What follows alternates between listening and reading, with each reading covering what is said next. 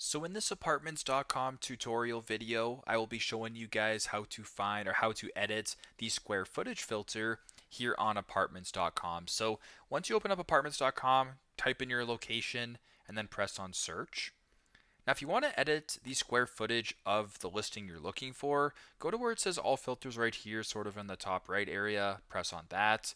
Then just keep scrolling down until you come across an option that says square feet. Now once you're here, it actually defaults to no max or no min, but if you're looking for a place with specific square footage, so let's just say you want a place that has, I don't know, 1,500 square foot and your max is 2,500 square feet. Press on see results right here. Now what you're seeing is a bunch of different options that are, I guess, a bunch of different listings that are being offered that offer the specific square footage that you edited with the filter. So very simple, very straightforward. That is how to edit the square footage filter on apartments.com. Thanks again for watching, and I hope this video helps.